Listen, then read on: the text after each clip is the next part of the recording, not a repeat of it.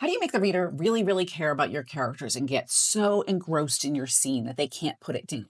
This video is all about the micro actions that are within the bigger actions of just one scene in your book and how you can use those to really, really ramp up every bit of emotion in your book.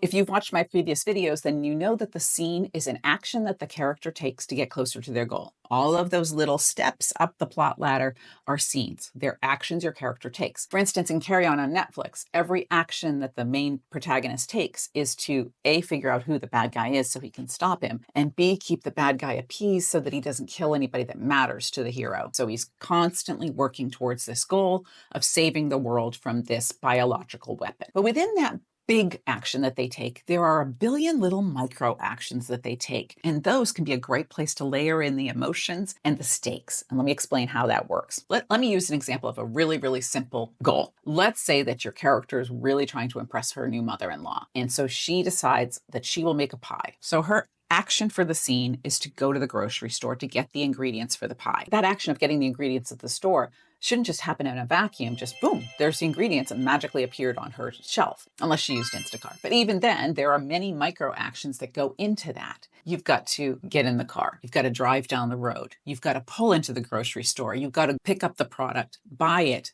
get it in the bag, get out to the car. That one thing of buying an ingredient at the store has at least 8 micro actions within it, probably more than that. All of these little teeny tiny actions. And I know you're probably like, who cares about those? There's ways to make them really matter on the page. And that's my C.A.R.E method. Character takes an action, there is a reaction to that action, and then an emotional impact. And that's when you're doing it on a micro level within the context of the bigger action. Now, how have I learned all of this?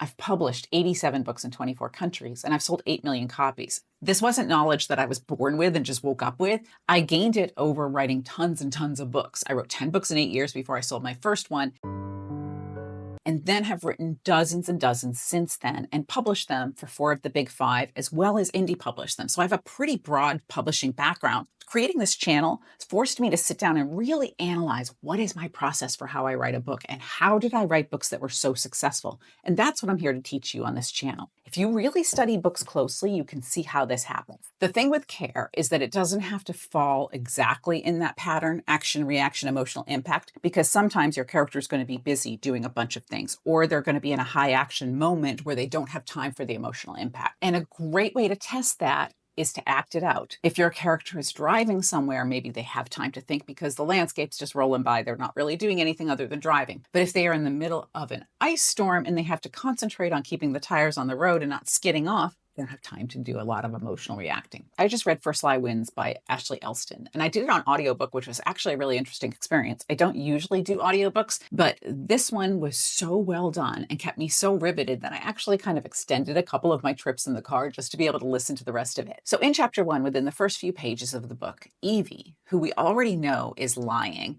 is meeting Ryan, her boyfriend's friends. We don't know why she's lying, and actually Elston does a really good job of keeping the reasons why a big secret from the reader until the end. This book is also a great example of something I've talked about in other videos, of the backstory always being triggered. Evie's character does not think about her reasons for doing stuff. She doesn't think about her history unless it is triggered, because she has no reason to. Most of us don't sit around thinking about why we're doing things. Essentially, everything in your backstory has to be triggered by something that happens in the plot. That's why when you use the C.A.R.E method, the backstory is typically not triggered until you have the emotional impact part, the last part of it.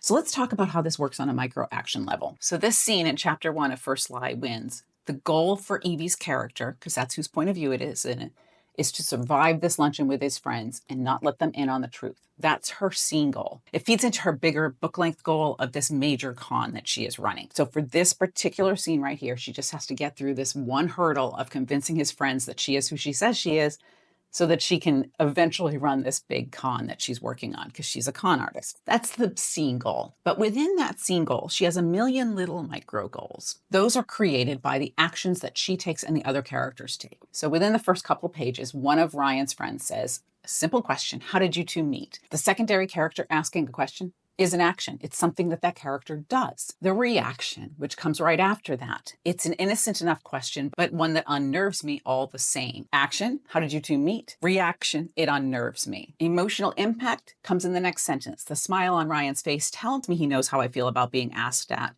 and he'll step in again to answer it, but I shake him off. So she feels that little emotional connection to Ryan, that he will take care of her. He will rescue her if he needs to.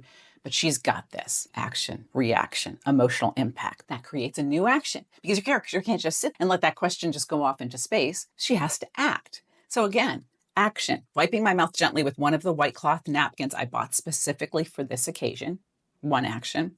I say, he helped change my flat tire. That's her second action. So she does two actions in a row. The reaction comes right away. Ryan would have given them more than they deserve, and that's why I stopped him. So she does not go into detail because she knows that Ryan would have told his friends too much. And that is a tiny little trigger for backstory because she mentioned he helped me change my flat tire. So that creates that backstory trigger. I don't mention it was at the truck stop on the outskirts of town where I worked in the small restaurant bar making sure no drink went empty. And I don't mention that while they are familiar with lots of acronyms from MBA to MRS, the only one I'm acquainted with is GED. There's her backstory. That's it. It is basically 2 sentences, and it has been triggered by her action of saying he helped me change my flat tire. And then she has her emotional impact. These people, his friends, wouldn't mean to, but they would hold such basic things against me. And then another character in the book turns to Ryan and says, well, aren't you handy to have around? Again, a little micro action. Evie's reaction comes right after that. I watch Ryan. I watch to see how he reacts. I whittled down our entire meeting to 1 sentence, and so far he's let me get away with it. As he watches me, a small smile plays on his face, and there's his little micro action that lets me know this is my show for now, and he's happy to go along. She doesn't have a time for an emotional impact because she's in the middle of a conversation. So Allison's husband pops in, action. I wouldn't be surprised if he flattened your tire just so he could be there to help you fix it. Reaction, and this time it's a reaction from everybody. Laughs around the table and probably an elbow to the ribs from his wife, given how Cole is holding his side. Ryan's reaction, Ryan shakes his head still watching me. Evie's reaction, I smile and laugh, not too loud and not too long, to show that I too, and here's her emotional reaction, am amused at the thought that Ryan would go to such extremes to meet me. This is a very short section of a whole scene in a book, but it has all of these little micro actions, reactions, emotional impacts, a teeny tiny trigger of backstory, an action, a reaction, an emotional impact. Boom, boom, boom, boom, boom. That's what keeps the gears turning within your engine of your plot so that then every kind of scene has much more impact on the page. I think you're used to seeing that on a whole scene basis, right? A scene is an action, a sequel is a reaction. And yes, it still works on the bigger scene basis, but when you do it within those little micro actions that your character takes in order to achieve their scene goal, you create that sense of impending doom or things getting worse or things getting more tense or more at stake. And that's what creates the reader riveted to the page to find out what's going to happen next. Do you want to write a book in 12 weeks and know exactly what should happen at each step of the plot process? Then join my bootcamp. This bootcamp is going to talk about how to write turning points, how to do scene and sequel, how to create a really powerful black moment, how to plan your book, how to create an amazing ending, and then how to revise it and make it stronger and more emotional and really take that plot to the next level. So join us by using the link down below.